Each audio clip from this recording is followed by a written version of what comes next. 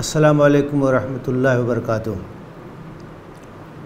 الحمدللہ رب العالمین والصلاة والسلام علی سید المرسلین وعلی آلہ واصحابہ اجمعین، اما بعد۔ محترم ناظرین اور محترم سامعین، آج کا ہمارا عنوان ہے ہجرت کا پیغام، اور چونکہ یہ ماہ محرم ہے، ہجری سال کا پہلا مہینہ،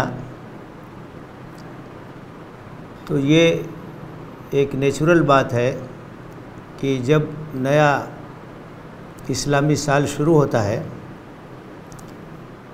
تو ہجرت کے واقعے کو یاد کیا جاتا ہے، اس کے اندر کیا اسباق اور دروس ہیں ان کو سمجھنے کی کوشش کی جاتی ہے،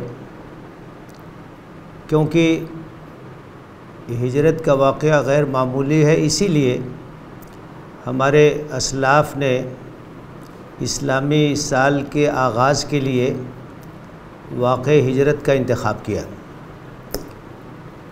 نبی صلی اللہ علیہ وسلم کی حیات طیبہ کے بہت سے اہم واقعات ہیں، وہاں سے ابتدا ہو سکتی تھی۔ آپ کی ولادت باسعادت سے ابتدا ہو سکتی تھی، یا جب آپ منصب نبوت پر سرفراز کیے گئے وہاں سے آغاز ہو سکتا تھا، یا واقع اسراء اور معراج کو نقطہ آغاز بنایا جا سکتا تھا، یا بدر کا جو فیصلہ کن معرکہ ہوا جس کو قرآن مجید میں یوم الفرقان کہا گیا ہے، اس کو آغاز کے طور پر استعمال کیا جاتا۔ ان واقعہ ہے، بہت سارے واقعات ہیں، لیکن خاص طور سے ہجرت نبوی کا انتخاب کیا گیا، اور وہاں سے ہمارا سال شروع ہوا۔ 1441 کا خاتمہ ہوا، 1442 کا آغاز ہوا۔ تو اس سے یہ اندازہ ہوتا ہے کہ سیرت نبوی میں، حیات طیبہ میں واقع ہجرت کو بڑی اہمیت حاصل ہے۔ ہجرت نبوی سے اسلام ایک نئے دور میں داخل ہوا۔ مکی دور اور مدنی دور میں بڑا ایک واضح فرق ہے۔ مکہ مکرمہ میں نبی کریم صلی اللہ علیہ وسلم نے جب دعوت کا آغاز کیا تو آپ کی مخالفت ہوئی۔ دھیرے دھیرے جو لوگ بھی اسلام سے مشرف ہوتے گئے ان کو بھی آزمائشوں کا شکار بنایا گیا، اور مکی دور ایک طرح سے مظلومیت کا دور ہے۔ وہاں مسلمانوں کے ہاتھ میں کوئی اقتدار نہیں تھا، وہاں غلبہ کفار اور مشرکین کو حاصل تھا جو اسلام کے دشمن تھے۔ نبی صلی اللہ علیہ وسلم کو طرح طرح سے ایذا رسانیوں کا نشانہ بنایا گیا۔ صحابہ کرام رضوان اللہ تعالی علیہم اجمعین، خاص طور سے جو مختلف حیثیتوں سے کمزور تھے، غلام تھے، ان پر ظلم اور تشدد کیا گیا، اور اس طرح کے حالات تھے کہ سیرت کی کتابوں میں ان حالات کو پڑھ کے، ان واقعات کو پڑھ کے آنکھوں سے آنسو جاری ہو جاتے ہیں۔ تو وہ مظلومیت کا دور تھا، محکومیت کا دور تھا، اور ہجرت کے بعد اسلام ایک نئے دور میں داخل ہو گیا، ایک نئے مرحلے کا آغاز ہو گیا، ایک آزاد فضا میسر ہو گئی، ایک آزاد ماحول مل گیا جہاں اسلامی معاشرہ اپنی بنیادوں پر تشکیل پا سکے، جہاں اسلامی حکومت قائم کی جا سکے، جہاں اسلام کی برکات اور اس کی ثمرات کا اظہار ہو سکے، جہاں اپنی آنکھوں سے لوگ دیکھیں کہ قرآن کس طرح کا سماج بناتا ہے اور مسلمان کس طریقے سے عدل اور انصاف قائم کرتے ہیں۔ تو یہ ایک انتہائی اہم موڑ تھا جو ہجرت کے بعد پیش آیا، اسلام ایک نئے دور میں داخل ہو گیا، اور اس کے بعد جو کچھ بھی ہوا، چاہے وہ فتوحات کی شکل میں ہوا ہو، دعوت کی اشاعت کی شکل میں ہوا ہو، یہ سب اسی شجرہ طیبہ کے برگ و بار ہیں، اسی کی برکتیں ہیں، اسی کے اثرات ہیں، اسی کے ثمرات ہیں۔ اس لیے ہجرت کے واقعے کو بنیادی اہمیت حاصل ہے، اور اسی لیے اس کو بنیاد بنایا گیا۔ یہ بات بھی ہمیں ذہن میں تازہ رکھنی چاہیے کہ انبیاء کی جو دعوت ہے اور دعوت کے جو مراحل ہیں جس کا تذکرہ قرآن مجید میں کیا گیا ہے، تو بنیادی طور سے اس کے 3 مراحل ہیں۔ پہلا مرحلہ دعوت و تبلیغ کا ہے، اشاعت کا ہے۔ انبیاء کرام انتہائی حد تک کوشش کر کے اللہ کے پیغام کو اللہ کے بندوں تک پہنچاتے ہیں، اتمام حجت کرتے ہیں ہر پہلو سے، براہ راست اللہ کی نگرانی میں ہوتے ہیں، اور اللہ تعالیٰ ان کو انتہائی جامع صفات کا حامل بناتا ہے، اور ہر لحاظ سے انتہائی ممتاز ہوتے ہیں، تو دعوت اور تبلیغ کا وہ حق ادا کر دیتے ہیں۔ اور جب حجت تمام ہو جاتی ہے اور اس کے باوجود مخالفتیں رکنے کا نام نہیں لیتی ہیں، اور وقت کے نبی کے لیے، ان کے ساتھیوں کے لیے اپنی سرزمین میں رہنا ناممکن ہو جاتا ہے،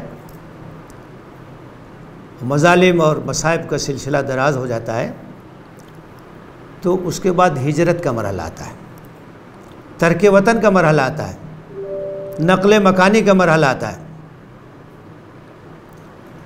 اور اس کے بعد 2 میں سے ایک صورت پیش آتی ہے انبیاء کے ساتھ۔ اگر ان کے ماننے والوں کی تعداد معتدبہ ہے، ایک خاص حد تک پہنچی ہوئی ہے، تو پھر ان کو اپنی مدافعت کا حکم ہوتا ہے، وہ جہاد کا حکم ہوتا ہے، اور اللہ کے لیے، اللہ کے راستے میں قربانی دینے کا حکم دیا جاتا ہے، اور پھر ان کے ذریعے سے مخالفین کو، معاندین کو اور دعوت دین کے دشمنوں کو شکست دی جاتی ہے۔ یہ تعداد اگر بہت کم ہے، بہت معمولی ہے، تو اس کے بعد پھر عذاب الہی کی شکل میں دشمنوں کی ہلاکت کا سامان ہوتا ہے۔ تو اس طرح سے دعوت اور ہجرت، اس کے بعد پھر جہاد اور مدافعت اور مزاحمت کا مرحلہ آتا ہے۔ لیکن یہ کوئی ضروری بھی نہیں ہے کہ ہر دور میں ہجرت کا مرحلہ آئے۔ ایسا بھی ہو سکتا ہے کہ دعوت کامیابی تک پہنچ جائے، اکثریت اس کو قبول کر لے، اور ایک انقلاب، عوامی انقلاب، رائے عامہ کو ہموار کر کے برپا ہو جائے۔ ضرورت جب پڑتی ہے تو ہجرت کا مرحلہ بھی آتا ہے۔ یہ بات بھی ذہن میں تازہ رہنی چاہیے کہ ہجرت یہ قربانی اور ایثار اور اللہ کے راستے میں جو لٹا دینے کا جذبہ ہے، اس کا ایک نقطۂ معراج ہے، غیر معمولی بات ہے۔ ایک دعوت کے لیے، ایک پیغام کے لیے، ایک مشن کے لیے آدمی اپنا وطن ترک کر دے، اپنا گھر بار چھوڑ دے، اعزاء اور اقارب سے علیحدگی اختیار کر لے، وہ وطن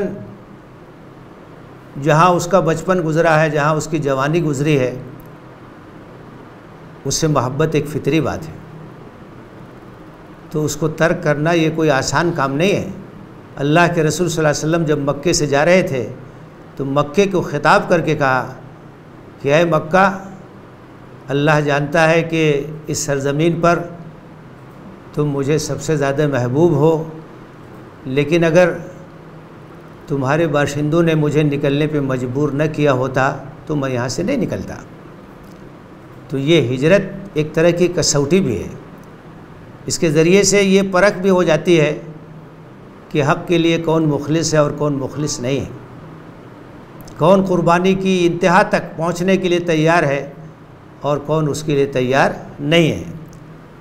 اسی لیے ہجرت کا غیر معمولی اجر ہے، بہت زیادہ اس کا ثواب ہے۔